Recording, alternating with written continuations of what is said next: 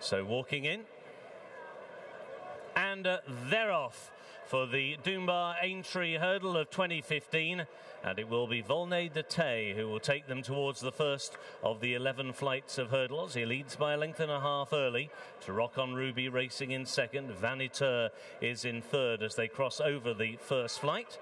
Over in fourth position was Arctic Fire, and then Blue Heron, and restrained at the back of the field by AP McCoy is Jezki as they go towards flight number 2. Jezki already the best part of 7 to 8 lengths off Rock on Ruby towards the outside of Volney de Tay as they crossed over the first 2 flights. So now a long run before they cross over the third, and it is Volney de Tay and David Bass who now press on once again by a length and a half to Rock on Ruby and Noel Feely racing in second. 2 lengths away, Vaniteur and Nico de Boinville racing in third. A further couple of lengths then to Ruby Walsh and Arctic Fire in fourth as they make the run down the side of the course. Blue Heron and Harry Skelton in fifth, and unhurried at the back of the field, Jezki in the hands of AP McCoy, bidding to follow up his win in this race way back in 1998 in that dramatic race won by Pridwell. Making the run now into the home straight, the first time in the Dunbar Aintree hurdle. And it is Volney de Tay who leads the way to Rock on Ruby, the 2012 champion hurdler, in second.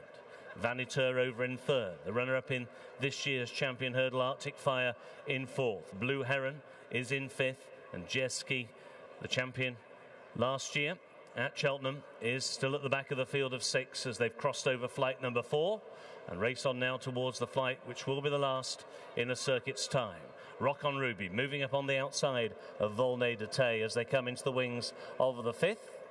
Both of them were quick and economical over it. The one who was just a little ponderous in the air was Arctic Fire, who just trailed his hind legs through that flight of hurdles in his bid to give Ruby Walsh a 5th win in this race. Now the leading duo are locking horns as they come up past the stands with the circuit to go. Volney de Tay now has a lead of ahead. Rock on Ruby to his outside tries to keep the pace honest. And as they have lit up down the home straight, they've now pulled 4 lengths clear of Vaniteur, a further 5 back to Arctic Fire, and then Blue Heron and Jezki.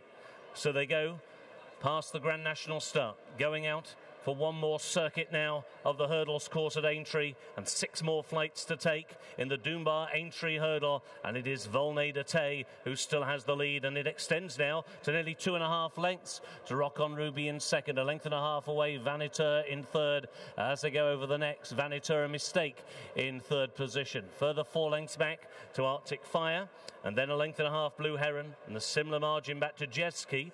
Jezki is now a good 10 lengths off this leader, who is Volney de Tay, going towards the 5th from home. He was quick and economical over that. In second, a little bit wider, was Rock on Ruby. Back in third, Vaniteur, the stablemate of the leader. Still a break of 6 lengths now to Arctic Fire, Blue Heron and Jezki, who still sees them all. Going towards a 4th from home. Once again, an immaculate leap by the leader, who was Volney de Tay, and once again the mistake came from Arctic Fire. His more significant error there, and Blue Heron in 5th for the first time is getting a shake of the reins, and he's now nudged along by Harry Skelton as they make the run down the side of the course with 3 more flights of hurdles to take in the Aintree hurdle, and it is Volney de Tay and David Bass trying to run the sting out of more fancied rivals. Around the outside is Rock on Ruby and Noel Feely. Back in third, Vaniteur, who is now being ridden along. Still no move from Ruby on Arctic Fire, still no move from AP on Jezki, but Blue Heron is being ridden, and he's now dropped back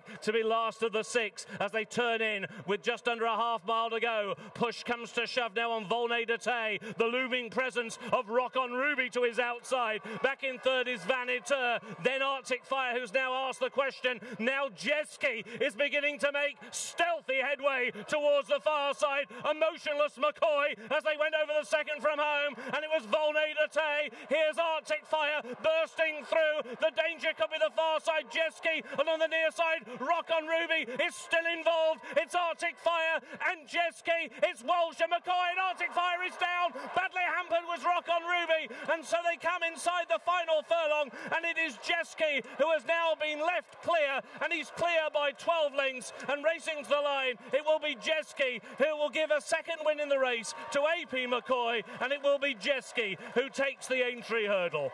In second will be Rock on Ruby. In third, Volney Nate, followed by Blue Heron and then Vaniteur. Ruby Walsh is up on his feet okay.